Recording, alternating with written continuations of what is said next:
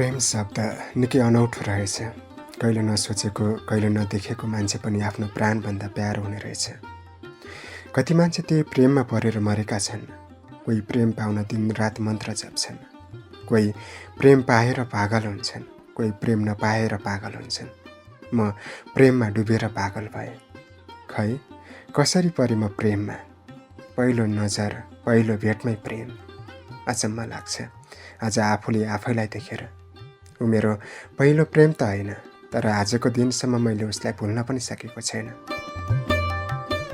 यति यादगार र न्यानो छ कि जब राति सुत्ने बेला म आँखा चिम्लन्छु, उसको मुहार मेरो आँखा अघि झल्ल आउँछ। त्यो दिन, त्यो समय अनि उसका त्यो मुहार सम्झदा एक मन खुसी, अर्को दुखी भइदिन्छ एकसाथ। वास्तवमा उनको मेरो भेट सामान्य थियो। मैले उनलाई प्रहरीको तालिममा भेटेको। पहिलो भेटमै उप्रति आकर्षित भएकी थिएँ। उसले पनि म प्रति माया देखाउँथ्यो।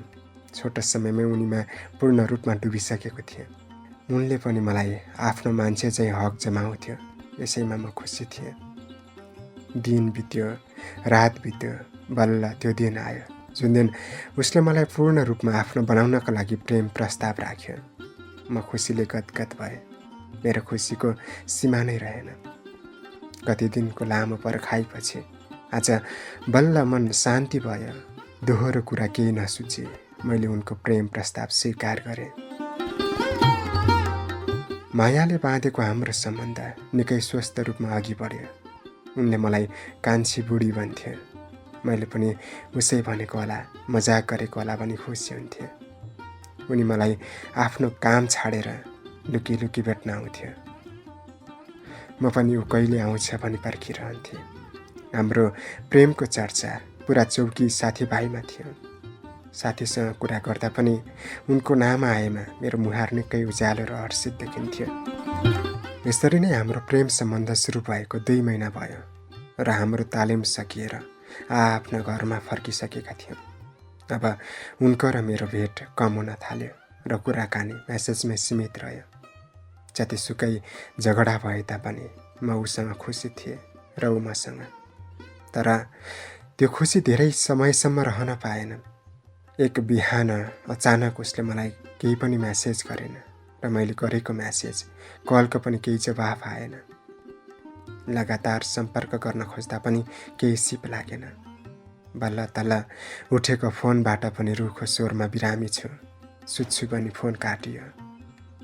त्यही कुराले मनमा चिसो झस्को पस्यो। त्यो दिन मेरो मन निकै निराश थियो। दिनभरि मलाई उनको कुरा मनमा खेलिरहेको थियो। करिब 5 बजेतिर उनको मलाई कल आयो र भेट्नको लागि बोल्यो। म केही नसोची उनलाई भेट्न गएँ। उनले दोहोऱ्याएर कुरा केही गरेन। मैले नि उसलाई केही प्रश्न गरिन। हामी चिया खान चिया घर गयौँ। त्यहाँ बस्दा पनि उसले कुराहरू केही नभनी चुपचाप बस्यो।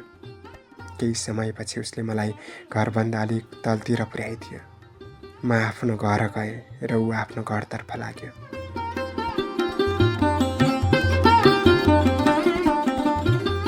घर पुग्दा मलाई एक युवतीको मेसेज आएको रहेछ। ब्लक पनि गरेको रहेछ। अरू समयमा त त्यस्तो मेसेजको खासै मतलब लाग्दैन थियो।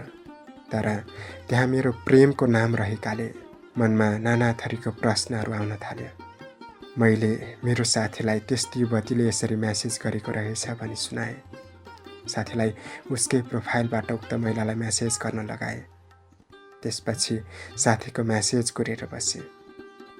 केही समयपछि मेरो साथीले मेसेज पठायो। उक्त मेसेज हेरेपछि म अक्कबक्क भएँ। मन चिसो भयो। आँखाबाट भर्र आँसुको थोपा खस्यो। जसलाई मैले आफूभन्दा बेसी माया गरेँ, जोसँग मैले आफ्नो भविष्य साँचेको थिएँ, ऊ त पहिले नै विवाहित रहेछ। अघि मेसेज गर्ने युवती उनको श्रीमती रहेछन्, जसको पेटमा 5 महिनाको बच्चा पनि थियो।